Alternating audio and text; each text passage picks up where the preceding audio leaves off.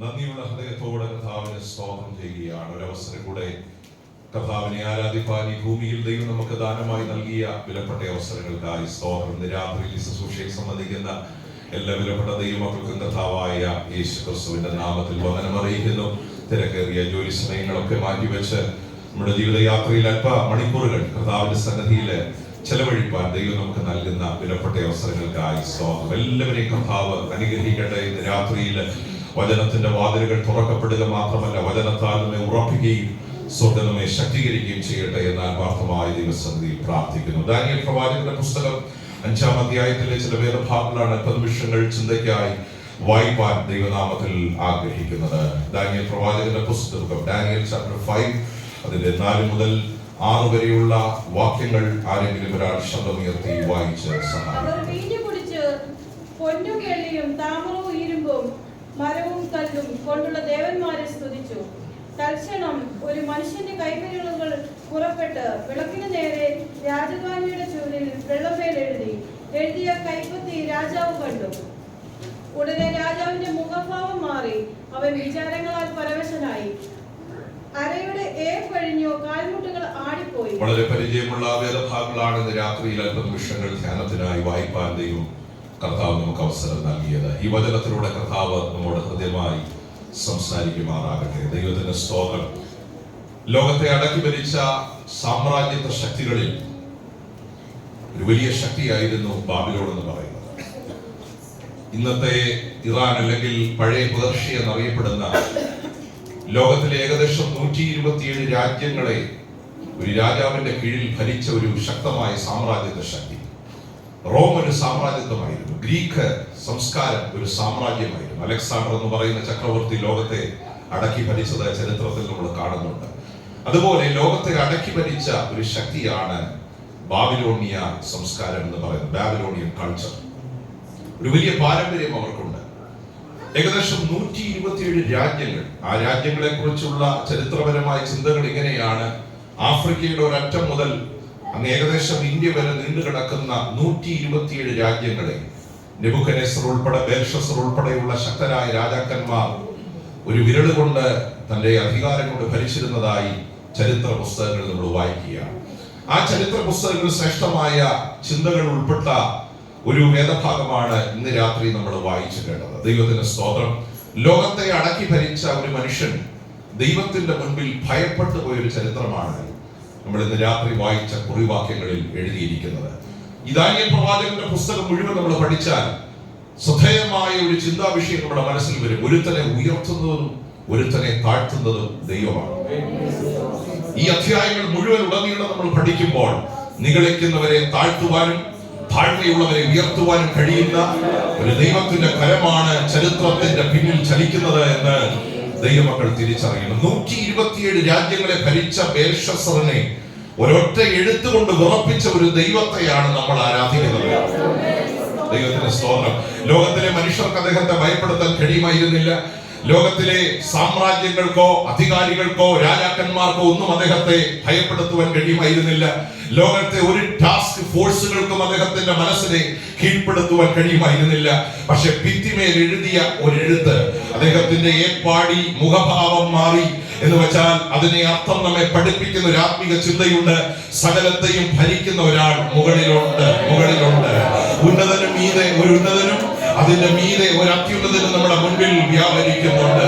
സകല രാജ്യങ്ങളെയും രാജാക്കന്മാരെയും ഭരിക്കുന്ന ഒരാൾ ഇന്ന് രാത്രി ഹോളിൽ ഇറങ്ങി വന്നിട്ടുണ്ട്. ആരാധനയ്ക്ക് യോഗ്യനായി, ദൈവത്തിന്റെ സ്തോത്രം, പ്രാർത്ഥനയ്ക്ക് യോഗ്യനായി, സ്തുതിക്ക് യോഗ്യനായി നമ്മുടെ മധ്യത്തിൽ ഇറങ്ങി വന്നിട്ടുണ്ട് എന്ന് നമ്മെ പഠിപ്പിക്കുന്ന അനുഗ്രഹിക്കപ്പെട്ട വേദഭാഗങ്ങളാണ് ഇന്ന് രാത്രി അല്പനിമിഷങ്ങൾ നമ്മൾ ചിന്തിക്കാൻ തുടങ്ങുന്നത്. രാജ്യത്തിന്റെ വ്യാപ്തി ഞാൻ നിങ്ങളെ ഓർപ്പിച്ചത് അധികാരത്തോടെ ഒരു വിരൽ കൊണ്ട് ഇന്നത്തെ ഭാഷയിൽ പറഞ്ഞാൽ റിമോട്ട് കൺട്രോൾ പോലെ ബാബിലോണിൽ ഇരുന്ന് 127 രാജ്യങ്ങൾ, ആഫ്രിക്ക മുതൽ ഇനി ഏഷ്യ വരെ പറന്ന് പന്തലിച്ച് കിടക്കുന്ന രാജ്യങ്ങളെ തന്റെ ആജ്ഞാശക്തി കൊണ്ട്, ഇച്ഛാശക്തി കൊണ്ട്, കരവിരുതുകൊണ്ട്, അധികാരം കൊണ്ട് ദൈവത്തിന് സ്തോത്രം ഭരിച്ച ഒരു രാജാവിന്റെ കാലഘട്ടമാണ് ബേൽഷസ്സർ രാജാവിന്റെ കാലഘട്ടം എന്ന് പറയുന്നത്. ഈ ബെൽഷസ്സറിന്റെ മുത്തച്ഛനായിരുന്ന, പിതാവിന്റെ പിതാവായിരുന്ന, ദൈവത്തിന് സ്തോത്രം, നെബൂഖദ്നേസർ എന്നൊരു രാജാവിനെ കുറിച്ച് നമ്മൾ ഒത്തിരി അധികം കേട്ടിട്ടുണ്ട്. ബെൽഷസ്സറിനെക്കാളും ദൈവമക്കൾ കൂടുതൽ കേട്ടിരിക്കുന്നത് നെബൂഖദ്നേസർ എന്നൊരു വ്യക്തിയെ കുറിച്ച്. ആലയത്തെ പൊളിക്കുവാൻ, ഇസ്രായേൽ ജനത്തെ പ്രവാസത്തിലേക്ക് കൊണ്ടുവരുവാൻ ദൈവം ഉപയോഗിച്ച ഒരു വ്യക്തിയാണ് നെബൂഖദ്നേസർ രാജാവ് എന്ന് പറയുന്നത്. ദാനിയേൽ എന്നൊരു മഹാമനുഷ്യൻ, യെഹസ്കേൽ എന്നൊരു മഹാമനുഷ്യൻ, ദൈവത്തിന് സ്തോത്രം, ശദ്രക്ക്, മേശക്ക്, അബേദ്നെഗോ, ഇങ്ങനെ ദൈവത്തിന് സ്തോത്രം, ദൈവത്തിന് വേണ്ടി വീറോളം നിന്ന ഒരു കൂട്ടം ജനത്തെ പ്രവാസത്തിലേക്ക് കൊണ്ടുവരുവാൻ ദൈവം ഉപയോഗിച്ച ഒരു വ്യക്തിയാണ് നെബൂഖദ്നേസർ രാജാവ് എന്ന് പറയുന്നത്. ദൈവത്തിന്റെ സ്തോത്രം. ആനകളെ കൊണ്ട് ദൈവത്തിന്റെ തേജസ് ഇറങ്ങി വന്ന ആലയത്തിൽ വിശുദ്ധ സ്ഥലമെന്നും പ്രാകാരമെന്നും പോരാ, മഹാപുരോഹിതൻ മാത്രം കയറുന്ന അതിവിശുദ്ധ സ്ഥലം, കെരൂബുകൾ വസിക്കുന്ന അതിന്റെ മീതെ ദൈവത്തിന്റെ തേജസ്, ദൈവത്തിന്റെ സ്തോത്രം ഇറങ്ങി വരുന്ന ആ സ്ഥലത്തെ ചവിട്ടി മെതിച്ച് ദൈവത്തിന്റെ ആലയം നശിപ്പിച്ച ജനത്തെ പ്രവാസത്തിലേക്ക് കൊണ്ടുവരുവാൻ ദൈവം ഉപയോഗിച്ച ഒരു വ്യക്തിയാണ് നെബൂഖദ്നേസർ എന്ന് പറയുന്നത്. ദൈവത്തിന്റെ സ്തോത്രം. ഈ പ്രവാസത്തിലേക്ക് എത്ര പേർ വന്നു എന്ന് ചരിത്ര പുസ്തകങ്ങളിൽ കൃത്യമായി നമ്മൾ അറിയുന്നില്ലെങ്കിൽ ഒരു വലിയ സംഖ്യ ജനം പ്രവാസത്തിലേക്ക് കടന്നു വരുവാനിടയായി. അതിൽ ഉള്ള ചില വ്യക്തികളാണ് ഈ യെഹസ്കേലും ദാനിയേലും ശദ്രക്കും മേശക്കും അബേദ്നെഗോവും എന്ന് പറയുന്നത്. ദൈവത്തിന്റെ സ്തോത്രം. വർഷങ്ങൾ നീണ്ട ബാബിലോണിയൻ ക്യാപ്റ്റിവിറ്റി, ബാബിലോണിയ പ്രവാസം, ഏകദേശം 70 വർഷം അത് നീണ്ടു നിന്നു. ദൈവത്തിന്റെ സ്തോത്രം. ഈ പ്രവാസത്തിന്റെ ഏറ്റവും വലിയൊരു പ്രത്യേകത, ഏത് ഭക്തനെയും തളർത്തി കളയുന്നതാ പ്രവാസം എന്ന് പറയുന്നത്. പ്രവാസം എന്നൊരു വാക്കിനെ കുറിച്ച് ഒത്തിരി നമ്മൾ ഈ സഭയിൽ ചർച്ച ചെയ്ത വിഷയമാണ്, പ്രസംഗിച്ചു പോയ ഒരു വിഷയമാണ്. നമ്മൾ ആഗ്രഹിക്കാത്ത വഴികൾ നമ്മെ നയിക്കുന്ന മേഖലയാണ് പ്രവാസം എന്ന് പറയുന്നത്. നമ്മൾ ഇഷ്ടപ്പെടാത്ത, നമ്മൾ ചിന്തിക്കാത്ത, സ്വപ്നം കാണാത്ത, നമ്മൾ ഒരിക്കലും പ്രതീക്ഷിക്കാത്ത സാഹചര്യങ്ങൾ നമ്മളിൽ ഉടലെടുക്കുന്നതിനെയാണ് പ്രവാസം എന്ന് പറയുന്നത്. ദൈവം പലപ്പോഴും തന്നെ ജനത്തെ പ്രവാസത്തിൽ അയക്കാറുണ്ട്. ശ്രദ്ധിച്ച് കേൾക്കണമേ. നമ്മുടെ കാൽക്കുലേഷൻ തെറ്റുന്ന, നമ്മുടെ പദ്ധതികൾ തെറ്റുന്ന, നമ്മുടെ ആലോചനകൾ തെറ്റുന്ന, നമ്മുടെ ജ്ഞാനം തെറ്റിപ്പോകുന്ന, ഒരു സീറോ ആയി തീരുമെന്ന് തോന്നുന്ന മേഖലകൾ നമ്മുടെ ജീവിതത്തിൽ ഉണ്ടാകാറുണ്ട്. ബൈബിൾ അതിനെ വിളിക്കുന്ന പേരാണ് പ്രവാസം എന്ന് പറയുന്നത്. എനിക്കൊരു കാര്യം ഉറപ്പുണ്ട്, പ്രവാസത്തിലൂടെ കടന്നു പോകാത്ത ആരും ഇതിനകത്തില്ല. ജീവിതത്തിന്റെ ഏതെങ്കിലും ഘട്ടങ്ങളിലെങ്കിലും, ഏതെങ്കിലും ഘട്ടങ്ങളിൽ, ദൈവത്തിന്റെ സ്തോത്രം, എല്ലാ വർഷമല്ല, എല്ലാ മാസമല്ല, ജീവിതത്തിന്റെ ഏതൊക്കെയോ ഘട്ടങ്ങളിൽ കണക്ക് തെറ്റിയ ഒത്തിരി പേര് ഇതിനകത്തുണ്ട്. പ്രതീക്ഷ നഷ്ടപ്പെട്ട ഒത്തിരി പേര് ഇതിനകത്തുണ്ട്. ജീവിതം ഒരു ചോദ്യ ചിഹ്നമായി മാറിയ ഒരു പ്രവാസ ജീവിതം പോലെ നാളുകൾ എന്ത് ചെയ്യണമെന്നറിയാതെ കുഴഞ്ഞുപോയ ഒത്തിരി പേര് ഇതിനകത്തുണ്ട്. പക്ഷെ ഇന്നയോളം നടത്തിയ ഒരു കരം നമ്മുടെ പിന്നിൽ വ്യാപരിക്കുന്നുണ്ട് എന്ന് വിശ്വസിക്കുന്ന ദൈവമക്കൾക്കായി ഞാൻ ദൈവത്തിന് സ്തോത്രം ചെയ്യുന്നു. പക്ഷെ ഞാൻ ഒരു കാര്യം ദൈവമക്കളോട് പറയാം, ആ പ്രവാസങ്ങളാണ് നമ്മെ ഷേപ്പ് ചെയ്തത്, ആ പ്രവാസങ്ങളാണ് നമ്മെ ഒരുക്കിയെടുത്തത്, ആ പ്രവാസത്തിൽ വീണ കണ്ണുനീരുകളാണ് ഇന്ന് നാം ആരായിരിക്കുന്നു ആ മേഖലകളിലേക്ക് നമ്മെ വളർത്തിയെടുത്തത് എന്ന് നാം മറന്നു പോകരുത്. ദൈവത്തിന് സ്തോത്രം ചെയ്യുകയാണ്. ഇന്നൊരു പ്രവാസം ദൈവം അനുവദിച്ചാലും കണ്ണുനീര് കൊണ്ട് എനിക്കതിനെ മറികടക്കാൻ കഴിയുമെന്ന് വിശ്വസിക്കുന്ന എത്ര ദൈവമക്കൾ ഇന്ന് രാത്രി ഹോളിനകത്ത് കടന്നു വന്നിട്ടുണ്ട്. അവരെ ഓർത്ത് ഞാൻ ദൈവത്തിന് സ്തോത്രം ചെയ്യുകയാണ്. ദൈവത്തിന്റെ ആത്മാവ് എനിക്ക് നൽകിയൊരു ദൂത് ഇന്ന് രാത്രി ചിലരോട് സ്പഷ്ടമായി വിളിച്ചു പറയുക, ഇന്ന് രാത്രിയും ഒരു പ്രവാസം അനുവദിച്ചാൽ കണ്ണുനീര് കൊണ്ട് അതിനെ മറികടക്കാൻ എനിക്ക് കഴിയുമെന്ന് വിശ്വാസമുള്ള ദൈവമക്കൾ ഇന്ന് രാത്രി ആത്മാവിൽ പ്രതികരിച്ചു തുടങ്ങട്ടെ. കണ്ണുനീരോടെ വിതയ്ക്കുന്നത് ഒരാൾപ്പോടെ ഒരു കൊയ്ത്തായി നാളുകളിൽ മാറുവാനിടയായി തീരും. നമ്മുടെ ആൾമാർ ഇവരൊക്കെ തീർക്കുന്ന ആ കണ്ണുനീരുകളാണ് നമ്മളെ ഷേപ്പ് ചെയ്യുന്നത്.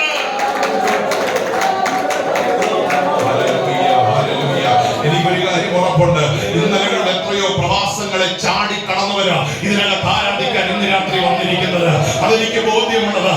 കണ്ണുനീര് കൊണ്ട് എത്രയോ ജീവിതത്തിന്റെ പ്രതിസന്ധികളെ ചാടിക്കടന്നു വരാം. ദാവീദ് പറഞ്ഞ പോലെ, നിന്നാൽ ഞാൻ പടക്കൂട്ടത്തിന് നേരെ പാഞ്ഞു ചെല്ലും, എന്റെ ദൈവത്താൽ ഞാൻ ഈ മതിൽ ചാടിക്കടക്കും. ഇന്നലെ ചാടിക്കടന്നവർ ആത്മാവിൽ പ്രതികരിച്ചു തുടങ്ങട്ടെ. നാളെയും ചാടിക്കടക്കാൻ നമ്മെ കരുത്തുള്ളവരാക്കുന്ന ഒരു ദൈവത്തിന്റെ കൃപയാണ് ഇന്ന് രാത്രി ഹോളിൽ വ്യാപരിച്ചുകൊണ്ടിരിക്കുന്നത്. ഏത് പ്രവാസങ്ങളെയും ഭക്തന്മാർ പ്രാർത്ഥന കൊണ്ടും കണ്ണുനീര് കൊണ്ടുമാണ് അതിനെ അതിജീവിക്കുവാനിടയായത്.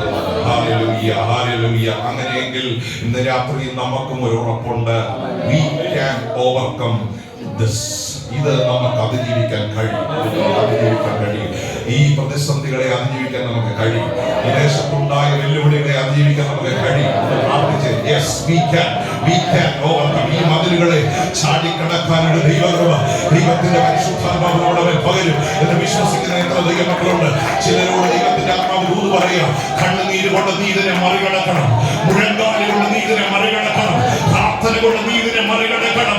ഇതിനെ മറികടക്കാൻ കഴിയും. ദൈവത്തിന്റെ സ്തോത്രം. We can overcome this exile. ഈ പ്രവാസത്തെ മറികടക്കാൻ നമുക്ക് കഴിയും. ദൈവത്തിന്റെ സ്തോത്രം. പ്രവാസത്തിലേക്ക് കടന്നു പോകുമെന്ന് പറഞ്ഞൊരു വലിയ വെല്ലുവിളിയാണ്. നമ്മൾ ദോഹ വന്നതുപോലല്ല ഇവർ പ്രവാസത്തിൽ വന്നത്. ശ്രദ്ധിച്ച് കേൾക്കണമേ. ദൈവത്തിന്റെ സ്തോത്രം. ഒരു ഫ്ലൈറ്റ് കയറിയോ അല്ല, പഴയ വ്യക്തികളൊക്കെ ആണെങ്കിൽ കപ്പൽ കയറിയാണ് ഈ രാജ്യത്ത് വന്നത്. പക്ഷേ ആ നമ്മൾ വന്നതുപോലല്ല പ്രവാസ ജീവിതത്തിനായി ഇവർ വന്നത്. ദൈവത്തിന്റെ സ്തോത്രം. ഇവർ കടന്നു വന്നത് കൈകളിൽ വിലങ്ങുകളുമായിട്ടാണ്. ദൈവത്തിന്റെ സ്തോത്രം. കാലുകളിൽ ചങ്ങലകളുമായിട്ടാണ്. ഇവർ കടന്നു വന്നത് അടിമകളായിട്ടാണ്. ദൈവമക്കളെ ശ്രദ്ധിച്ച് കേൾക്കണമേ. ഒരു ജോലിക്ക് വേണ്ടി അല്ല അവരവിടെ വന്നത്. ദൈവത്തിന് സ്തോത്രം ചെയ്യുക. ഒരു നാളുകളെ കുറിച്ചുള്ള പ്രതീക്ഷകളുമായിട്ടാണ് നമ്മൾ ഈ രാജ്യത്ത് വന്നതെങ്കിൽ അവർ പ്രവാസത്തിലേക്ക് കടന്നു പോയത് നാളുകളെ കുറിച്ചുള്ള ഒരു പ്രതീക്ഷകളുമായിട്ടല്ല, മറിച്ച് നാളുകളിൽ എന്താകും എന്നൊരു ചോദ്യത്തോടെയാണ് ഈ ഭക്തന്മാരെല്ലാം പ്രവാസത്തിലേക്ക് കടന്നു പോയത്. പക്ഷെ ഞാനൊരു കാര്യം വിളിച്ചു പറയാം. പ്രവാസത്തിൽ കടന്നുപോയ ആയിരക്കണക്കിന് പതിനായിരക്കണക്കിന് ആളുകളുണ്ട്. പക്ഷേ അതേ ചിലരുടെ പേര്, ചില ഭക്തന്മാരുടെ പേര് ബൈബിളിൽ എഴുതി വെച്ചതിന്റെ കാരണം ഈ പ്രവാസം അവർക്ക് അനുഗ്രഹമായിരുന്നു. Hallelujah, hallelujah. ഈ പേരുകളൊക്കെ വായിക്കുമ്പോൾ അത്ര ഗൗരവത്തോടാണോ നമ്മൾ ചിന്തിക്കുന്നത് എനിക്കറിയില്ല. ദാനിയേൽ പ്രവാസത്തെ അതിജീവിച്ച ഭക്തനായിരുന്നു. യെഹെസ്കേൽ ദൈവത്തിന്റെ ഹല്ലേലൂയ തേജസ്സ് കണ്ട ഒരു ദൈവമനുഷ്യനായിരുന്നു. ദൈവത്തിന്റെ സ്തോത്രം. ഈ ദാനിയേൽ കൊട്ടാരത്തിനകത്താ വാർത്ത, യെഹെസ്കേൽ കൊട്ടാരത്തിന് പുറത്താ വാർത്തത്. ദൈവത്തിന്റെ സ്തോത്രം. എന്ന് വെച്ചാൽ ഇന്നലകൾ അവരാരായിരുന്നു അതിനനുസരിച്ചുള്ള ജോലികൾ അവർക്ക് നൽകി. ദാനിയേലിനെ കൊട്ടാരത്തിനകത്ത് പാർപ്പിച്ചു. ശദ്രക്ക്, മേശക്ക്, അബേദ്നെഗോ ഈ ഭക്തന്മാരെ കൊട്ടാരത്തിനകത്ത് പാർപ്പിച്ചു. യെഹെസ്കേലിനെ കൊട്ടാരത്തിന് പുറത്ത് പാർപ്പിച്ചു. പ്രവാസത്തിന്റെ കാലം നീണ്ടുപോയി. ഇത് 7 മാസം നീണ്ട പ്രവാസമായിരുന്നില്ല, ഇത് 70 വർഷം നീണ്ട പ്രവാസമായിരുന്നു. ഒരുപക്ഷെ ഒരു ലൈഫ് ടൈം, ഒരു ആയുസ് മുഴുവൻ നീണ്ടു നിൽക്കുന്ന ഒരു പ്രവാസം ഈ ജനത്തെ വല്ലാതെ തളർത്തി കളഞ്ഞു. ആ തളർച്ചയുടെ ആഴം ഞാൻ നിങ്ങളെ ഒന്ന് ഓർപ്പിക്കാം. സങ്കീർത്തനത്തിൽ ഇങ്ങനെ ഒരു വാക്യമുണ്ട്, സിയോനെ ഓർത്തപ്പോൾ ഞങ്ങൾ കരഞ്ഞു, അവരുടെ അലരി വൃക്ഷങ്ങളുടെ മേൽ ഞങ്ങൾ ഞങ്ങളുടെ കിന്നരങ്ങളെ തൂക്കിയിട്ടു.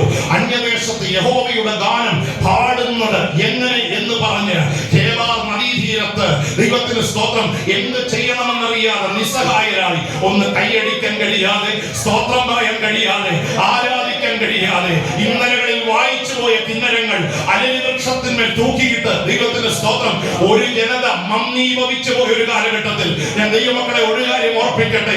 അവിടെയാണ് പ്രാർത്ഥിക്കുന്ന ഒരു മനുഷ്യനെ ദൈവം പുറത്തു കൊണ്ടുവന്നത്. ആ മനുഷ്യന്റെ പേര് യെഹെസ്കേൽ എന്നായിരുന്നു. ഈ മനുഷ്യനും ഇരുന്നത് കേബാർ നദീതീരത്താ.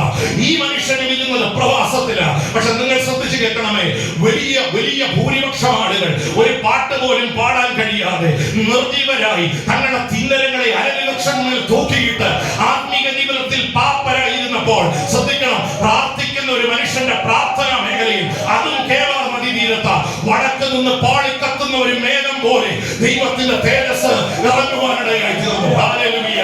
ഞാൻ പറയുന്നത് എത്ര പേർക്ക് മനസ്സിലാകുന്നുണ്ട്? ഒത്തിരി പേർ നിർജീവരായി പോകുന്ന കാലഘട്ടത്തില് ദൈവത്തിന്റെ തേജസ് പ്രാർത്ഥിക്കുന്നവന്റെ മേഖലയിൽ ദൈവത്തിന്റെ മഹത്വമായി, ദൈവത്തിന്റെ തേജസ്സായി ഇറങ്ങി വരുവാനിടയായി തീർന്നു. വടക്ക് നിന്ന് പാളിക്കത്തുന്ന ഒരു മേഘം പോലെ. ഹല്ലേലൂയ. എനിക്കൊരു കാര്യം മനസ്സിലായി, സാഹചര്യങ്ങൾ എത്ര നെഗറ്റീവ് ആയാലും അതിനകത്ത് തേജസ് കാണാൻ പ്രാർത്ഥിക്കുന്നവനെ ദൈവം ശക്തീകരിക്കും. അതിന്റെ ഉത്തമ ഉദാഹരണമാണ് യെഹെസ്കേൽ എന്ന് പറയുന്നത്. ഹല്ലേലൂയ. ഈ തേജസ്സാണ് തന്നെ ബലപ്പെടുത്തിയത്, ഈ തേജസ്സാണ് തന്നെ ധൈര്യപ്പെടുത്തിയത്. ഈ പ്രവാചകനായ യെഹെസ്കേലിന്റെ പുസ്തകമൊക്കെ ഇങ്ങനെ വായിച്ചു വരുമ്പോ ദൈവത്തിന് സ്തോത്രം ചെയ്യുക. ഈ ഉണങ്ങിയ അസ്ഥിത്താഴ്വരെ നിർത്തി ഒരു പ്രവാചക ശബ്ദം പോലെ പറഞ്ഞു, ഈ ഉണങ്ങിയ അസ്ഥികളോട് പ്രവചിക്കുക, ഇത് ജീവിക്കും, ഇത് ജീവിക്കും, ഇത് ജീവിക്കും പറഞ്ഞു, ഇത് ജീവിക്കും, ഇത് ജീവിക്കും. ജീവിക്കുമെന്ന് പറഞ്ഞപ്പോൾ ആത്മാവിൽ അത് പറയാനുള്ള തന്റെ ഇടം എവിടെ നിന്ന് കിട്ടിയെന്ന് അറിയാമോ? അത് മുഴങ്കാലുകൾ പ്രാപിച്ച ദൈവകൃപയായിരുന്നു.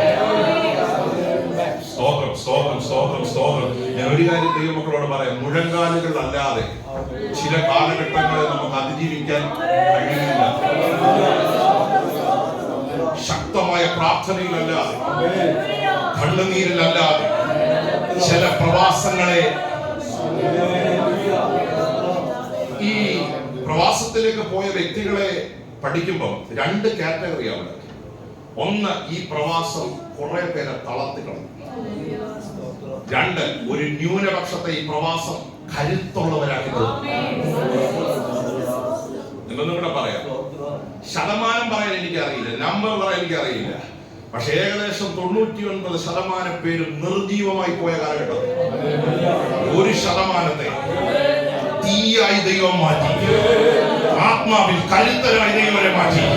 അവരുടെ ആരാധന ശൈലി മാറി, അവരുടെ പ്രാർത്ഥന ശൈലി മാറി. ദൈവത്തിന് സ്തോത്രം. അവരുടെ മുഖഭാവം മാറി.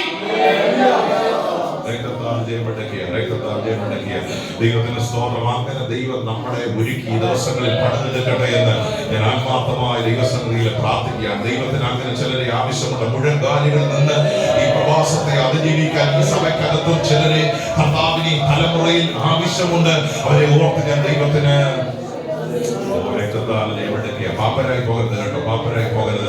പാപ്പരായി പോയുള്ള പ്രശ്നം നമ്മുടെ ആത്മീയ ജീവിതത്തെ അത് ബാധിക്കും, ആരാധനയെ അത് ബാധിക്കും, ജീവിതത്തിന്റെ എല്ലാ തലങ്ങളെ അത് ബാധിക്കും. ഇന്നലകൾ പാടിയവർ, നല്ലപോലെ ആത്മാവിൽ നിറഞ്ഞ ദൈവത്തെ സ്തുതിച്ചവർ ഇന്നലങ്ങളെ തൂക്കിയിട്ട് പറയും, ഞങ്ങൾ എങ്ങനെ ഇവിടെ പാട്ട് പാടുന്നത്, അന്യദേശത്തെ യഹോവയെ ഞങ്ങൾ ആരാധിക്കുന്നത് എങ്ങനെ എങ്ങനെ. പക്ഷെ ഞാൻ ഒരു കാര്യം പറയാം, ഈ കേബാർ നദീ തീരത്തും തേജസ്സുണ്ട്. അതാ യെഹെസ്കേലിന്റെ കണ്ണുകളുടെ മുൻപിൽ അത് വെളിപ്പെടുവാനിടയായി തീർന്നത്. ഈ ഹോളിലും ദൈവമഹത്വമുണ്ട്, ഈ ഖത്തറിലും ദൈവമഹത്വമുണ്ട്. സാഹചര്യങ്ങൾ എത്ര മാറി മറിഞ്ഞാലും അവൻ മാറാത്തവനാണ്, അവൻ മാറാത്തവനാണ്. അവന്റെ മഹത്വം ഈ രാജ്യത്തുള്ളത്. ശക്തമായ പ്രാർത്ഥന കൊണ്ട് പ്രവാസത്തെ അതിജീവിച്ച ദൈവമനുഷ്യനാണ് ദാനിയേൽ എന്ന് പറയുന്നത്. ദൈവത്തിന്റെ സ്തോത്രം. ഈ നെബൂഖദ്നേസറിന്റെ കാലത്ത് ഇവരെ കൊട്ടാരത്തിൽ കൊണ്ടുവന്നു. ഇവർ തീരുമാനമുള്ള വ്യക്തികളായിരുന്നു. അവരുടെ തീരുമാനത്തിന് ഉറപ്പെന്ന് പറയുന്നത് രാജാവിന്റെ ഭോജനം കൊണ്ടോ രാജമന്ദിരത്തിലെ വീഞ്ഞു കൊണ്ടോ ഞങ്ങളെ തന്നെ വിശുദ്ധരാക്കിയില്ല. സ്തോത്രം. അപ്പൊ പ്രവാസം നമ്മളെ ഒത്തിരി അശുദ്ധമാക്കുന്ന മേഖലകളാണ്. ആകാത്ത വാക്കുകളും ആകാത്ത ചിന്തകളും ഒക്കെ ഹൃദയത്തിൽ വെളിപ്പെടുന്ന സമയമാണ് പ്രവാസം. പരസ്യമായി പറഞ്ഞില്ലെങ്കിലും രഹസ്യമായിട്ടെങ്കിലും ദൈവത്തോട് വേദന തോന്നുന്ന, പിറുപിറുപ്പ് തോന്നുന്ന, അവിശ്വാസം തോന്നുന്ന കാലഘട്ടമാണ്.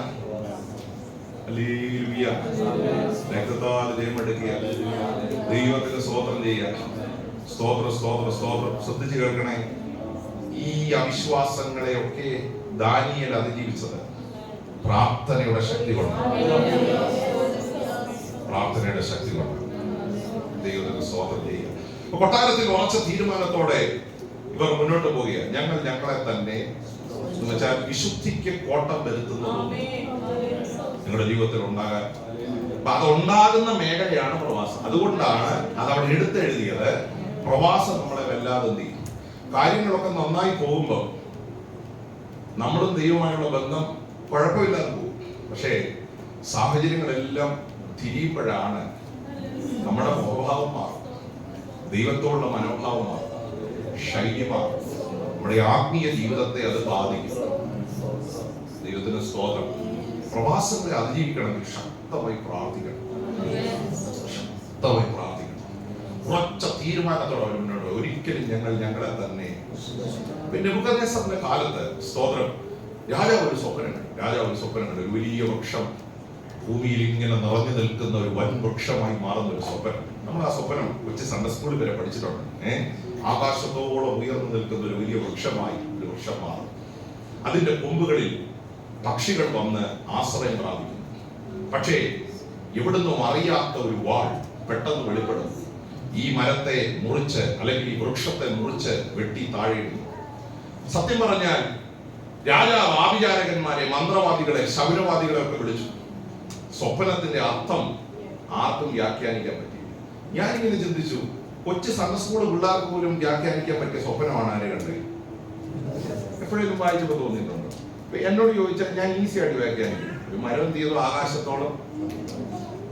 നിങ്ങളിവിടെ ഇല്ല, അതിനെ മുറിച്ചെന്ത് ചെയ്തു? ഇത് വ്യാഖ്യാനിക്കാൻ പണ്ഡിതനാകേണ്ട കാര്യമൊന്നും ബൈബിൾ കോളേജിൽ പോലും,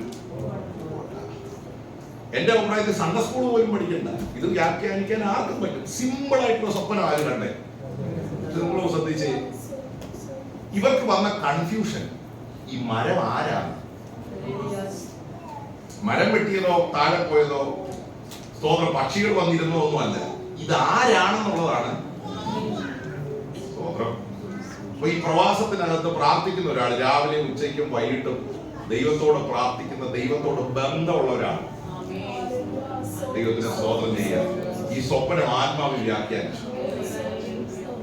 വ്യാഖ്യാനിച്ചപ്പോ ഒരു കാര്യം മനസ്സിലായി. വിശുദ്ധ ദേവന്മാരുടെ ആത്മാവ് ദാനിയേലിന്റെ അകത്തുണ്ട്. ആ വാക്ക് എന്നെ വളരെ ചിന്തിപ്പിച്ചു കേട്ടോ. 5-ാം അധ്യായം എടുത്തേ, ദൈവത്തിന് സ്തോത്രം. ആ വാക്ക് അവിടെ ആവർത്തിച്ചെഴുതിയിട്ടുണ്ട്. 11-ാം വാക്യം ഒന്ന് വായിച്ച്. 5-ാം അധ്യായം 11-ാം വാക്യം. വിശുദ്ധ ദേവന്മാരുടെ ആത്മാവുള്ള ഒരു പുരുഷൻ തിരുമനസ്സിലെ രാജ്യത്തുണ്ട്. ദാനിയേലിനെ പരിചയപ്പെടുന്നത് എങ്ങനെയാണെന്ന് അറിയാമോ? ആത്മാവുള്ള ഒരു വ്യക്തി എന്നല്ല, ഫസ്റ്റ് വാക്ക വിശുദ്ധ ദേവന്മാരുടെ സ്തോത്രം. ഹോളി സ്പിരിറ്റ്, വിശുദ്ധ ആത്മാവുള്ള ഒത്തിരി പേര് ഇന്ന് ബന്ധക്കോസിലുണ്ട്. പക്ഷെ വിശുദ്ധ ദേവന്മാരുടെ രക്തം ചേർടുക, അതെനിക്ക് ഭയങ്കര അർത്ഥവത്തായി തോന്നി. ആത്മാവുള്ള അന്യഭാഷയുള്ള സ്പ്രിങ്ങിൽ ആരാധിക്കുന്ന ഒത്തിരി പേര് ലോകത്ത്, പക്ഷെ വിശുദ്ധ ദേവന്മാരുടെ അതിന്റെ വ്യത്യാസം മനസ്സിലാകുന്നുണ്ടോ? നിർമ്മലതയോടെ ജീവിക്കുന്നവർക്ക് വേണ്ടി. ഒരിക്കൽ ദാവീദ് പ്രാർത്ഥിച്ചപ്പോൾ നിർമ്മലമായ ഒരു ഹൃദയം എന്നിൽ സൃഷ്ടിച്ച്, അടുത്ത വാക്ക് അറിയാവുന്നവര് പറഞ്ഞു, സ്ഥിരമായ ഒരു ആത്മാവിനെ എന്നിൽ. ദാവീദിന് പോലും മനസ്സിലായി ആത്മാവിന്റെ ചലനം വെളിപ്പെടുന്നത് എവിടെ? നിർമ്മലമായ ഒരു ഹൃദയം ഉള്ളിടത്താണ്. ഇത് വിശുദ്ധിയുടെ ആത്മാവാണ്, ഇത് പവിത്രതയുടെ ആത്മാവാണ്. അതുകൊണ്ടാണ് ഇതിനെ ഹോളി സ്പിരിറ്റ് എന്ന് പറയുന്നത്. വിശുദ്ധി വെളിപ്പെടുന്ന മേഖലയിലാണ് ഈ ആത്മാവിന്റെ ചലനം ഒരു വ്യക്തിക്കകത്ത് വ്യാപരിക്കുന്നത്. തെറ്റിദ്ധരിക്കരുത്. സൗണ്ടിന്റെ വോളിയം കൂടുമ്പം, അതിന്റെ മാഗ്നിറ്റ്യൂഡ് കൂടുമ്പം ചലിക്കുന്ന ആത്മാവല്ല ഇത്. മറിച്ച് നിർമ്മലതയുള്ള ഹൃദയങ്ങളിലാണ് ഈ ആത്മാവിന്റെ ചലനം ദൈവമക്കളിൽ വ്യാപരിക്കുന്നത്. ഈ ദാനിയേൽ പ്രവാസത്തിലേക്ക് വരുമ്പോൾ ഒരു കൃപാവര പ്രാപ്തമൊന്നും അല്ലായിരുന്നു. സ്വപ്നം വ്യാഖ്യാനിക്കാൻ കഴിവുള്ള ഒരാളൊന്നുമില്ല. പക്ഷെ പ്രവാസമാണ് തന്നെ ഒരു കൃപാവര പ്രാപ്തനാക്കി. ചില ആഴ്ചകൾക്ക് മുൻപ്, മാസങ്ങൾക്ക് മുമ്പ് പ്രസംഗിച്ചപ്പം ഓർപ്പിച്ചൊരു കാര്യം ഒരുപക്ഷെ ദൈവമക്കൾ ഓർക്കുന്നുണ്ടാവും. ഈ യോസഫ് കൃപാവരം പ്രാപിച്ച എവിടാന്ന് അറിയാമോ? കറക്റ്റ്, സ്തോത്രം. കാരാഗ്രഹത്തിൽ വെച്ചായിരുന്നു. വീട്ടിൽ വെച്ചോ പൊട്ടക്കുഴി വെച്ചൊന്നുമല്ല, കൊട്ടാരത്തിൽ വെച്ചുമല്ല, കാരാഗ്രഹത്തിൽ വെച്ചാണ്. അപ്പൊ ചില പ്രവാസങ്ങളാണ് ചില ആത്മപകർച്ചകൾ ചിലരുടെ മേൽ. അവിടെ നമ്മൾ അറിയാതെ കരഞ്ഞു പോകും. അവിടെ നമ്മുടെ പ്രാർത്ഥനയുടെ ശൈലി മാറും, രീതി മാറും, ഗുണം മാറും, ഭാവം മാറും, ആത്മീയ മനോഭാവം മാറും. പ്രവാസത്തിലാണ് ചിലത് ദൈവം ചിലരുടെ മേൽ പകരുന്നത്. സോദരം, എന്റെ അഭിപ്രായത്തിൽ ഈ കാലഘട്ടത്തിലാണ് ചിലതൊക്കെ ഈ സഭയ്ക്കകത്തും എല്ലാം നന്മയ്ക്കാകും. സോദരം, ചിലരുടെ മേൽ ചിലത് പകരണമെങ്കിൽ, ചിലത് അകത്ത് കയറണമെങ്കിൽ, ചില വചനത്തിന്റെ ശക്തി അകത്ത് വ്യാപരിക്കണമെങ്കിൽ, ഞാൻ വെറുതെ പറയല്ല, ചിലരുടെ മേൽ പരിശുദ്ധാത്മാവിന്റെ ഒരു പ്രവാഹം ഉണ്ടാകണമെങ്കിൽ, ദൈവമയച്ച പ്രവാസങ്ങൾ നമ്മെ തകർക്കാനല്ല, നമ്മെ ഇല്ലായ്മ ചെയ്യാനല്ല, നമ്മെ ഒരു അത്ഭുതമാക്കി മാറ്റാൻ, നമ്മുടെ അത്ഭുത സാക്ഷിയാക്കി മാറ്റാൻ ദൈവത്തിന്റെ കരം നമ്മുടെ പിന്നിൽ ചലിക്കുന്നതാണ്. അതിന്റെ മുഖാന്തരം എന്ന് വിശ്വസിക്കുന്ന എത്ര ദൈവമക്കളുണ്ട്? ആത്മാർത്ഥമായി പ്രാർത്ഥിക്കണം. കർത്താവേ, ഈ കാലഘട്ടത്തിൽ ചിലത് ഞങ്ങളുടെ മേൽ പകരണമേ. ഈ അത്യന്ത ശക്തി ഞങ്ങളുടെ സ്വന്തമല്ല, അത് ദൈവത്തിന്റെ ദാനം അത്രേ എന്ന് വരേണ്ടതിന് അത് നിക്ഷേപമായി ഞങ്ങളുടെ മൺപാത്രങ്ങളിൽ. ഈ കാലഘട്ടത്തിലെ ദൈവശബ്ദം കേൾക്കേണ്ടത്, ഈ കാലഘട്ടത്തിലെ സ്വപ്നങ്ങൾ കാണേണ്ടത്, ഈ കാലഘട്ടങ്ങളിലാണ് ദൈവത്തെ അടുത്തറിയേണ്ടത്, ഈ കാലഘട്ടങ്ങളിലെ ജോലി ചെയ്യുമ്പോൾ ദൈവിക സ്പർശനം നമ്മൾ അനുഭവിക്കേണ്ടത്, ഈ കാലഘട്ടങ്ങളിലെ വാഹനം ഓടിക്കുമ്പോൾ നമ്മൾ ഇതുവരെ അറിയാത്ത ചില മന്ദസ്വരങ്ങൾ കാതുകളിൽ കേൾക്കേണ്ടത് ഈ കാലഘട്ടത്തിലാണ്. പരിശുദ്ധാത്മാവിന്റെ ഇടപെടൽ നമ്മിൽ ഉണ്ടാകേണ്ട ഒരു കാലഘട്ടമാണ്. ചിലരെങ്കിലും ആഗ്രഹിക്കണം ചില സ്വപ്നങ്ങൾ, ചില ശബ്ദങ്ങൾ, ചില അരുളപ്പാടുകൾ. യഹോവേ, അടിയനിതാ കേൾക്കാൻ റെഡിയാണെന്ന മനോഭാവത്തോടെ ചിലരിക്കുന്നെങ്കിൽ ഇതൊരു തമാശ എടുക്കല്ലേ, ഇതൊരു നിസാരമാക്കായി എടുക്കരുത്, ഇതൊരു സാധാരണ പ്രസംഗമായി എടുക്കരുത്. ചിലത് കേൾക്കുന്ന, ചിലത് അനുഭവിക്കുന്ന ആണിപ്പഴിയുള്ള കരം എന്റെ മേൽ വെക്കപ്പെടുന്ന ദിനങ്ങളായി ഈ കാലഘട്ടങ്ങൾ മാറണമെന്ന് ആത്മാർത്ഥമായി പ്രാർത്ഥിക്കണം. സ്തോത്രം. ഇരുട്ട് നിറഞ്ഞ കാലഘട്ടങ്ങളിലെ പൗലോസ് ദൈവശബ്ദം കേട്ടത്. സ്തോത്രം. ഉയർന്ന ഒരു മലയിൽ വെച്ച മോശ ദൈവത്തിന്റെ സ്പർശനം അനുഭവിക്കുവാനിടയായി തീർന്നത്. അങ്ങനെയെങ്കിൽ ഇന്ന് രാത്രി ദൈവമക്കളോട് പറയാം, പ്രവാസമാണ് ദാനിയേലിനെ ദാനിയേലാക്കി മാറ്റിയത്. ദൈവത്തിന്റെ സ്തോത്ര സ്വപ്നം വ്യാഖ്യാനിക്കാനുള്ള കൃപയോടെ രാജാവിന്റെ മുൻപിൽ ദാനിയേൽ എത്തിച്ചേരുകയാണ്. ദൈവത്തിന്റെ സ്തോത്രം ചെയ്യുകയാണ്. ഉറച്ച തീരുമാനമുള്ള ദാനിയേൽ രാജാവിന്റെ മുമ്പിൽ ഈ സ്വപ്നത്തെ വ്യാഖ്യാനിച്ചു. ദൈവത്തിന്റെ സ്തോത്രം. സ്വപ്നത്തെ വ്യാഖ്യാനിച്ചു. ദാവീദ് സ്വപ്നത്തെ വ്യാഖ്യാനിച്ചു. പക്ഷേ കാലങ്ങൾ കഴിഞ്ഞു. ദൈവത്തിന്റെ സ്തോത്രം. നെബൂഖദ്നേസറിന് പകരം വർഷങ്ങൾ കഴിഞ്ഞ് ബേൽഷസ്സർ എന്നൊരു രാജാവ് ആ രാജ്യത്തെ ചക്രവർത്തിയായി വരുന്ന ഒരു കാലഘട്ടത്തിൽ ദാനിയേലിനെ അവർ മറന്നുപോയി. സ്തോത്രം. രംഗത്ത് നാള് പറഞ്ഞു. സത്യം പറഞ്ഞാൽ രാജാവിനൊക്കെ ബുദ്ധി ഉപദേശിച്ചു കൊടുക്കുന്ന ഒരാളുടെ പേര് എവിടെയെങ്കിലും എഴുതി വെക്കണ്ടേ? എല്ലാവരും ഇവിടെ ഉണ്ടോ? കിട്ടേണ്ട മാന്യതയൊന്നും ആർക്കും കിട്ടിയില്ല. ഈ മോർദെഖായിക്ക് കിട്ടാഞ്ഞ പോലെ കിട്ടേണ്ട മാന്യതൊന്നും ടൈമിൽ എന്ത് ചെയ്തില്ല. പരാതി വേണ്ട. അത് ഭക്തന്റെ വിജയമാണ്. സോദരം. മോർദെഖായിക്ക് എന്തെങ്കിലും ഒരു പ്രൊമോഷൻ കിട്ടേണ്ടതാ, പക്ഷെ അതൊന്നും കിട്ടിയില്ല. ദാനിയേലിനും കിട്ടിയില്ലെന്നേ. അർഹതയുള്ളത് യോഗ്യമായി പോലും കിട്ടിയില്ല. കാരണം ഇത് ദൈവം നിന്നെ ഒരുക്കുന്ന കാലം. പക്ഷെ ഇത് ഭൂമിയിൽ ആരും കുറിച്ചു വെച്ചില്ലേ, സ്വർഗം കുറിച്ചു വെക്കും. സ്തോത്രം. നമ്മുടെ ചിലരെ കുറിച്ച് വെക്കുന്നത് മുഴങ്കാലിൽ നിൽക്കുന്നതും കരയുന്നതും പ്രാർത്ഥിക്കുന്നതും ഇടിവിൽ നിൽക്കുന്നതും ഒക്കെ ഒരു പക്ഷേ മുന്നിൽ നിൽക്കുന്ന പാസ്റ്റർ കണ്ടില്ലേ. ഇതെല്ലാം കുറിച്ച് വെക്കുന്ന ഒരു പുസ്തകമുണ്ട്. ബൈബിൾ അതിനെ കുറിച്ച് വരുന്നത് ഓർമ്മ പുസ്തകം എന്നാണ്. The book of memory. അത് സ്തോത്രം. അതിനകത്ത് നമ്മുടെ പേരുണ്ടെന്ന് ബോധ്യമുള്ളവരുടെ സ്തോത്രം പറഞ്ഞു. 4-5 പേരെങ്കിലും കൈപൊക്കി. ദൈവത്തിന്റെ സ്തോത്രമേ. ഓർമ്മ പുസ്തകത്തിൽ ദൈവത്തിന് നമ്മളെ കുറിച്ച് ഓർക്കാൻ എന്തെങ്കിലും ഇവിടെ വന്ന് 20 വർഷമായി ഇന്ന കമ്പനി ജോലി, അതൊന്നും അല്ല ദൈവം ഓർക്കുന്നത്. സ്തോത്രം. എല്ലാ മാസവും ശമ്പളം മേടിച്ചു, വീട്ടിൽ ഇത്ര അയച്ചു കൊടുത്തു, ബാക്കി ഇത്ര ചെലവാക്കി, ഇത്ര ലോൺ അടച്ചു, ഇത്ര സ്തോത്രം സഭയെ കൊടുത്തു. അത് ചിലപ്പോൾ ദൈവം ഓർക്കുമായിരിക്കും. ദൈവത്തിന്റെ സ്തോത്രം. അപ്പൊ ദൈവം ഓർക്കുന്ന ചിലതൊക്കെ 2 സഹോദരന്മാരെ കൊണ്ടുവിട്ടു, സഭയ്ക്ക് വേണ്ടി ഓടി, അല്ല ഇന്നൊക്കെ ചെയ്തു, ഒറ്റയ്ക്ക് നിന്ന് ഇടുവിൽ നിന്ന് മറ്റുള്ളവർക്ക് വേണ്ടി, ഇതൊക്കെയാണ് ദൈവം ഓർക്കുന്നത്. എല്ലാവരും ഇവിടെ ഉണ്ടോ? ഒരു കസേര മാറ്റിയിട്ട് പോലും ദൈവം എന്ത് ചെയ്യും? അപ്പൊ നമ്മളെ കുറിച്ച് ഓർക്കാൻ എന്തെങ്കിലും ഉണ്ടോ? എന്തെങ്കിലും ഉണ്ടോ? കർത്താവിന് വേണ്ടി ഒരു വിരലെങ്കിലും ഉനക്കിയതാണ്. ഇതെല്ലാം ദൈവ ഓർമ്മ പുസ്തകത്തിൽ. പക്ഷേ ഈ ഭക്തന്റെ ജീവിതം ഓർത്തോണം. നമ്മൾ പ്രതീക്ഷിക്കുന്ന ടൈമിൽ ഒന്നുമല്ല ദൈവം മാനിക്കുന്നത്. ഇവരുടെ ചരിത്രം എല്ലാം പഠിച്ച് ഞാൻ ഈ ശാന്തമായി ദാനിയേലിന്റെ ജീവിതവും യോസഫിന്റെ ജീവിതവും ഒക്കെ പഠിച്ചു. എനിക്ക് തോന്നിയൊരു കാര്യം പറയാം. അവര് പ്രതീക്ഷിച്ച ഒരു ടൈമിൽ ദൈവം അവരെ മാനിച്ചിട്ടില്ല. ഇല്ലെങ്കിൽ യോസഫ് സോദരൻ പാനപാത്രവാനോട് പറഞ്ഞ, അച്ഛാ അവിടെ ചെന്ന് ഈ പാനപാത്രം ഒഴിച്ചു കൊടുക്കുന്ന എന്നെ കൂടെ ഒന്ന് അങ്ങനെ പറയണമെങ്കിൽ ഓർക്കേണ്ട ടൈമിലൊന്നും ആരും ഓർത്തില്ല. ദൈവം ഇപ്പൊ വിഷമം മാറിയോ? ഇവിടെ ഞാൻ എങ്ങനെ പറയുന്നത്, നമ്മൾ പ്രതീക്ഷിച്ച ഒരു ടൈമിലും അല്ല. അതൊരു യോസഫിന്റെ വേദനയാണ്. കാരണം വർഷങ്ങളായി കാരാഗ്രഹത്തിൽ കിടക്കുക, ദൈവമോ ഓർക്കുന്നില്ല. അപ്പം അതുകൊണ്ടാ പാനപാത്രം എന്ന് പറഞ്ഞ എന്നെ ഒന്ന്. അപ്പൊ ഒത്തിരി തവണ ദൈവസ്ഥനിൽ ഇരുന്ന് പ്രാർത്ഥിച്ചാണ് എന്നെ ഒന്ന്.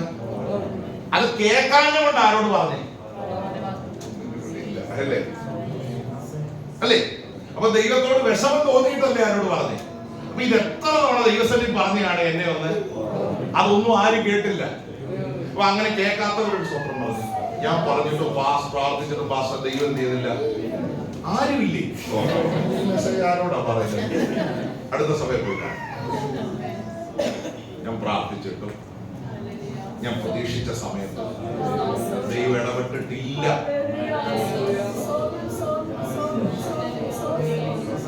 അതൊരു ഭക്തന്റെ കരുത്താണ്,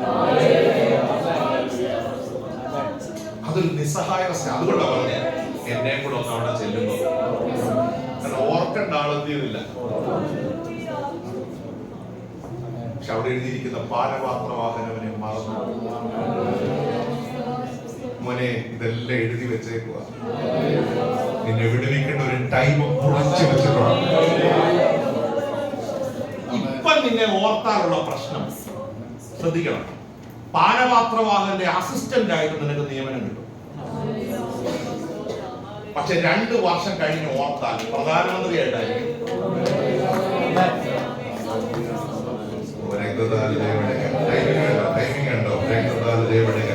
നെബൂഖദ്നേസറിന്റെ കാലത്ത് ഓർത്തില്ലെന്നേ. നല്ലപോലെ ദൂത് പറഞ്ഞു. രാജാവിന്റെ മുമ്പിൽ നിന്ന് വൃക്ഷമാരാന്ന്, വൃക്ഷത്തെ വെട്ടിയിട്ടതാരാന്നും, വൃക്ഷത്തിന് എന്ത് സംഭവിച്ചെന്നൊക്കെ വ്യാഖ്യാനിച്ച ആള് തിരശീലകൾ മറഞ്ഞു. പക്ഷെ പ്രാർത്ഥന നിർത്തിയില്ല. കാരണം ഒരു ടൈം ദൈവം കുറിച്ചു വെച്ചു. ബേൽഷസ്സറിന്റെ സമയത്ത് 2 തലമുറകൾ മാറി. പക്ഷെ ആ ബേൽഷസ്സറിന്റെ സമയത്ത് പ്രാർത്ഥിക്കുന്നവനെ ദൈവം എന്ത് ചെയ്തു? ദൈവം ഓർക്കും. പറഞ്ഞ ദൈവം ഓർക്കുന്ന ദൈവമാണ്. ഓർമ്മ പുസ്തകത്തിൽ എഴുതി വെച്ചതൊന്നും മറന്നു പോകാൻ ദൈവം അനീതിയുള്ള ദൈവമല്ല. ദൈവത്തിന് വേണ്ടി ചെയ്തതോ, ഒരു തുള്ളി കണ്ണുനീര് വീഴ്ത്തിയതോ, കർത്താവിന് വേണ്ടി നിന്നതോ, കർത്താവിന് വേണ്ടി ഓടിയതോ ഒന്നും മറന്നു കളയാൻ ദൈവം അനീതിയുള്ള ദൈവമല്ല. ദൈവം നമ്മളെ ഓർക്കുന്ന ദൈവം. ആ ടൈമിന് വേണ്ടി നമ്മൾ കാത്തിരിക്കണം. ആ സമയത്തിന് വേണ്ടി, ആ ദൈവത്തിന്റെ പദ്ധതിക്ക് വേണ്ടി നമ്മൾ എത്തിയണം. പക്ഷെ കാത്തിരിക്കുമ്പോ മുട്ടയിലിരിക്കണം. അവിടെയാണ് നമ്മൾ വല്ലതും ക്ഷീണിച്ചു പോകുന്നത്. സ്തോത്രം. ദാനിയേൽ ഒരു പ്രാർത്ഥന മനുഷ്യനാണ്. കൃപാവരത്തിലൊന്നും കേടുവന്നില്ല. ബേൽഷസ്സറിന്റെ കാലം വന്നപ്പോ ദൈവത്തിന്റെ സ്തോത്രം, എല്ലാരും മറന്നുപോയ ഒരാളെ തിരശ്ശീലയ്ക്ക് പുറകിൽ ദൈവം മുന്നിലേക്ക് എത്തിക്കുക. സ്തോത്രം. ഇവിടെ സ്വപ്നമല്ല വിഷയം, ഭിത്തിമേലൊരു എഴുത്ത്. ആ കുറിവാക്യം ഒന്നും കൂടെ ഒന്ന് വായിച്ച് ഇനി പറയുന്നത് നിങ്ങൾക്ക് കുറച്ചും കൂടെ ക്ലാരിറ്റി വരും. അതിന്റെ 4 മുതൽ 6 വരെയുള്ള വാക്യങ്ങൾ നമ്മൾ വായിച്ചപ്പോൾ ഒന്നും കൂടെ ഒന്ന് വായിച്ച് സഹായിച്ചു. 4 to 6. അവർ വീഞ്ഞു കുടിച്ചു. പൊന്നും വെള്ളിയും താമ്രവും ഇരുമ്പും മരവും കല്ലും കൊണ്ടുള്ള ദേവന്മാരെ സ്തുതിച്ചു. തൽക്ഷണം ഒരു മനുഷ്യന്റെ കൈവേലുകൾ പുറപ്പെട്ട് വിളക്കിനു നേരെ രാജധാനിയുടെ ചുവരിന്റെ വെള്ളമേൽ എഴുതി. എഴുതിയ കൈപ്പത്തി രാജാവ് കണ്ടു. ഉടനെ രാജാവിന്റെ മുഖഭാവം മാറി. അവൻ വിചാരങ്ങളാൽ പരവേശനായി. അരയുടെ എഫ് അഴിഞ്ഞു. 127 രാജ്യം ഭരിച്ച ഒരാളുടെ ഏപ്പഴിയണം, മുട്ട ആടണം. എന്തോ എഴുത്തായിരുന്നു. എഴുതിയത് മറ്റാരുമല്ല, ദൈവമായിരുന്നു. രക്തദാർഢ്യമിടുകയാണ്. പല എഴുത്തുകളും കണ്ട് നമ്മൾ പേടിച്ചു പോകും. അഭിഷിക്തന്മാരും പേടിക്കും. കാരണം അതുകൊണ്ടാ ഏലിയാവ് പേടിച്ചു പോയത്. ഒറ്റ എഴുത്ത് കൊടുത്തു, നാളെ നേരത്തെ നിന്നെ ഇതുപോലെ. അപ്പം തീയും മറന്നു, സ്തോത്രം, കെരീതും മറന്നു. അങ്ങ് മേളിൽ ദൈവത്തിന്റെ തേജസ് വെളിപ്പെട്ട പർവ്വതത്തിന്റെ ശക്തിയും മറന്നു. അവിടെ നിന്ന് തമാശ ഒക്കെ പറഞ്ഞ നിങ്ങളുടെ ദൈവം ചിലപ്പം ഷോപ്പിങ്ങിന് പോയിരിക്കും. വൈകിട്ട് വരെ നിലവിളിച്ചിട്ട് എന്ത് ചെയ്തില്ല. നിങ്ങൾ വായിച്ചു പോയിട്ടില്ലേ? വലിയ തമാശ ഒക്കെ പറയാം. ഇടയ്ക്ക് തമാശ ഒക്കെ പറയുന്നത് നല്ലതാ. സ്തോത്രം. ഗൗരവം വിട്ട് ഇടയ്ക്കൊരു തമാശയൊക്കെ എന്ത് ചെയ്യണം. ചിലപ്പം കുറച്ചും കൂടെ ശബ്ദത്തെ വിളിച്ചു നോക്കാം. ചിലപ്പം ഒറ്റ വാക്കുകൊണ്ട് തീയിറക്കിയ ആളാ കർമ്മയിൽ. ഒരു എഴുത്തിന്റെ മുമ്പിൽ എന്ത് ചെയ്തു? ഏത് അഭിഷക്തനും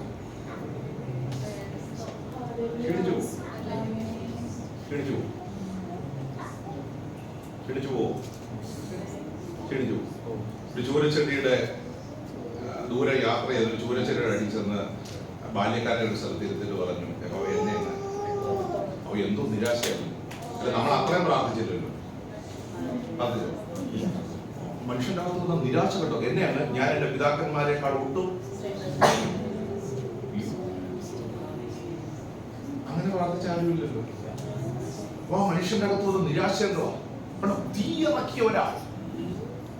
ക്ഷീണിക്കുമോ? ക്ഷീണിക്കും.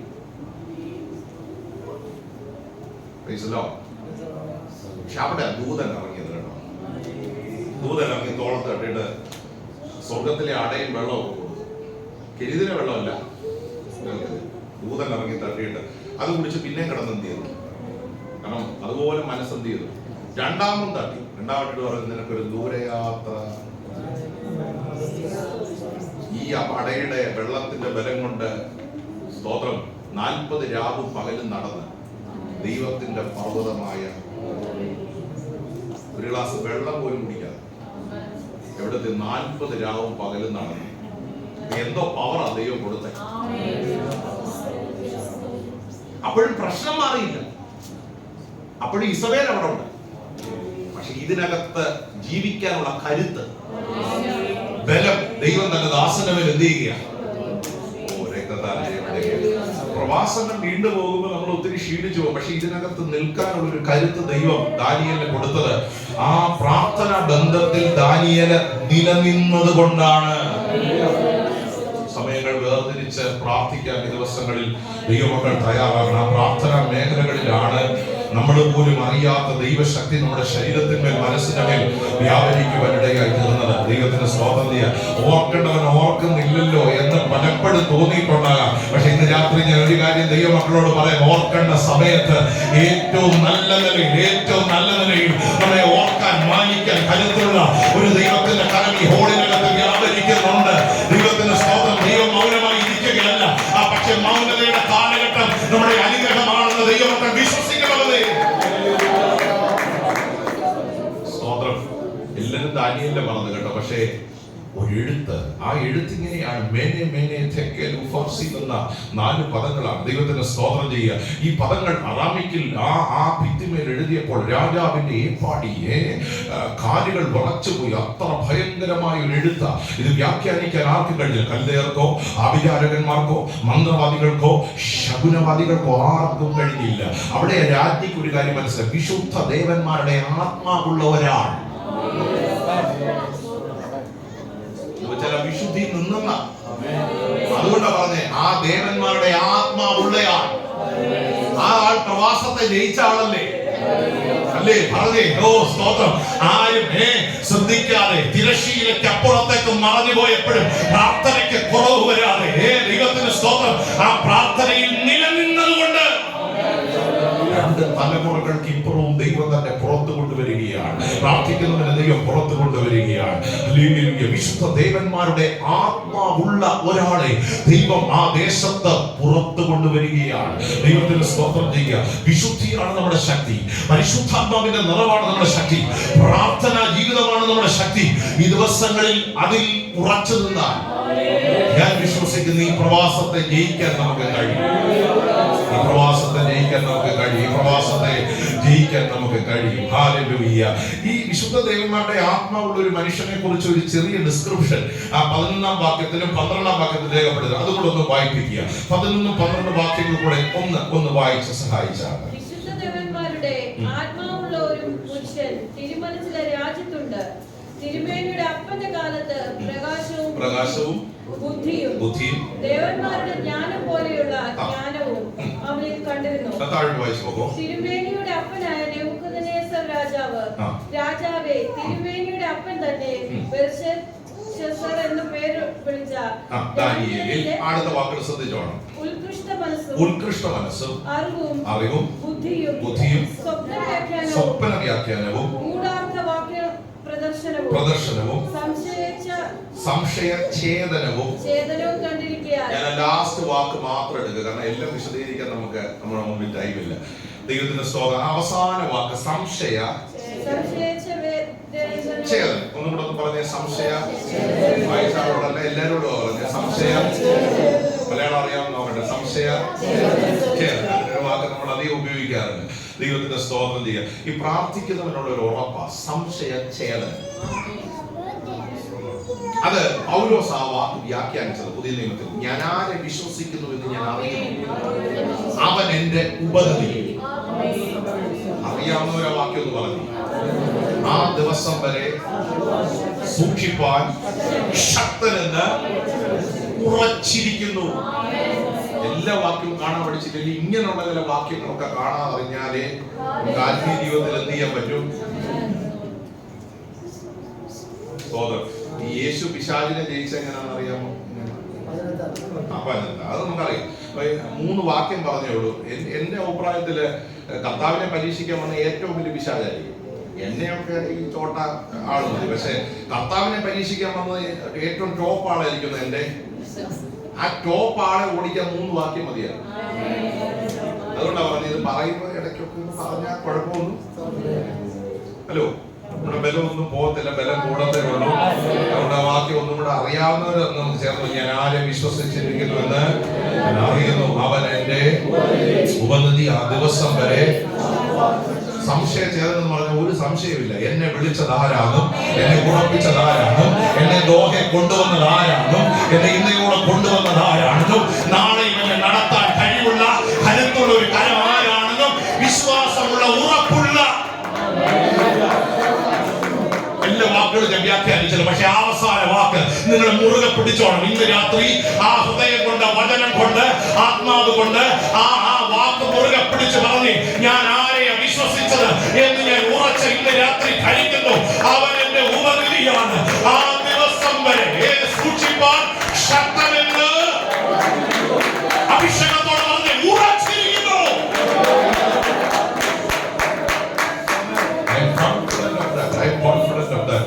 ഈ കോൺഫിഡൻസ് ദാനിയേലിന് കിട്ടിയത് പ്രാർത്ഥനാ മേഖലയിലാണ്. ഞാൻ ഈ വചനമൊക്കെ വായിച്ചപ്പോൾ എനിക്കൊരു കാര്യം മനസ്സിലായി. മുഴങ്കാലുകളിൽ നിൽക്കും തോറും, പ്രാർത്ഥനാ മുറിയിൽ പോരാടും തോറും നമ്മൾ ആരായി മാറും? സംശയചേതനമുള്ള. എന്നാൽ സംശയമില്ല.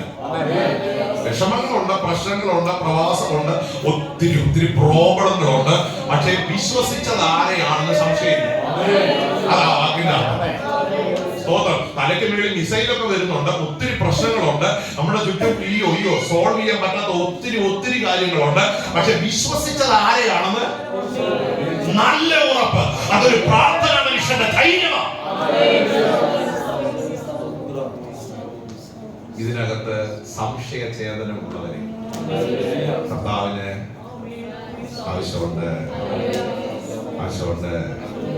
ആവശ്യമുണ്ട്. ധൈര്യമായിരിക്കാന്ന് പറയാൻ കഴിയുന്നവരെ, കർത്താവ് പ്രവർത്തിക്കുമെന്ന് പറയാൻ കഴിവുള്ളവരെ. ഇതൊരു തമാശ ഈ വാക്കെടുക്കല്ലേ. സംശയചേതനമുള്ളവരെ ഒരാളെന്റെ കൈക്ക് പിടിച്ചിട്ടുണ്ട്. ആ കണ്ണുകൾ അടച്ചെന്ന് പറഞ്ഞ ഒരാളെന്റെ കൈക്ക്, ഈ കാലഘട്ടത്തിൽ ഒരാളെന്റെ കൈക്ക് പിടിച്ചിട്ടുണ്ട്. അഭിഷേകത്തോടെ പറഞ്ഞ ആരെ വിശ്വസിച്ചിരിക്കുന്നു അവന്റെ ഉപനിധി ആ ദിവസം വരെ സൂക്ഷിപ്പാൻ. ശക്തമായ പ്രാർത്ഥനയാൽ കമ്മ്യൂണിറ്റികൾ ഉയരട്ടെ. പ്രാർത്ഥിക്കാനുള്ള കൃപ ചിലരുടെ മേൽ രാത്രി ദൈവം പകരട്ടെ. വിശുദ്ധിയുടെ ഒരു കൃപ ദൈവം ചിലരുടെ മേൽ പകരട്ടെ. ഭയങ്ങളെ, നിരാശകളെ അതിജീവിക്കുന്ന ദൈവത്തിന്റെ സ്തോത്രം, തകർച്ചകളെ അതിജീവിക്കുന്ന, പ്രവാസത്തെ അതിജീവിക്കുന്ന ഒരു അഭിഷേകം ഈ ഹോളിനകത്ത് ഇന്ന് രാത്രി വ്യാപരിക്കുമ്പോൾ അത് എന്റെ മേൽ പകരണമെന്ന് ആത്മാർത്ഥമായി പ്രാർത്ഥിക്കുന്ന എത്ര ദൈവമക്കളുണ്ട്. ഈ പ്രവാസത്തെ അതിജീവിക്കാനുള്ള ഒരു കരുത്ത് എന്റെ ദൈവമേ എന്റെ മേൽ പകരണമെന്ന് ആഗ്രഹിക്കുന്ന എത്ര ദൈവമക്കളുണ്ട്.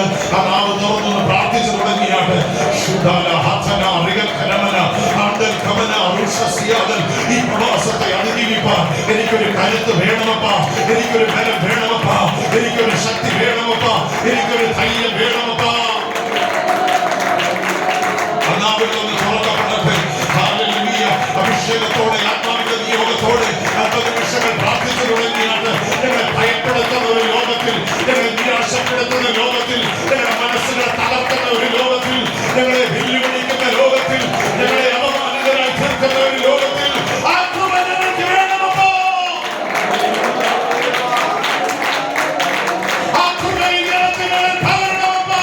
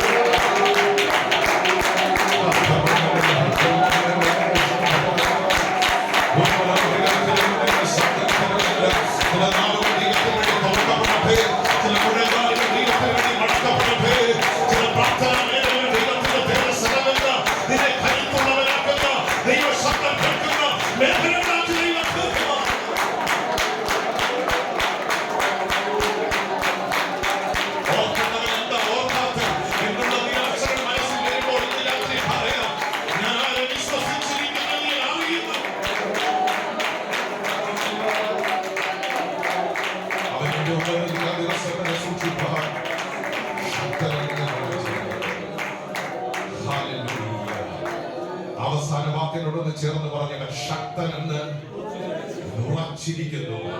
ആ ശബ്ദം സ്വർഗത്തിലേക്ക് ഒരു രൂപമായി ഇന്ന് രാത്രി കയറട്ടെ. അവൻ ശക്തനെന്ന് ഞാൻ ഉറച്ചിരിക്കുന്നു. അവൻ ശക്തനെന്ന്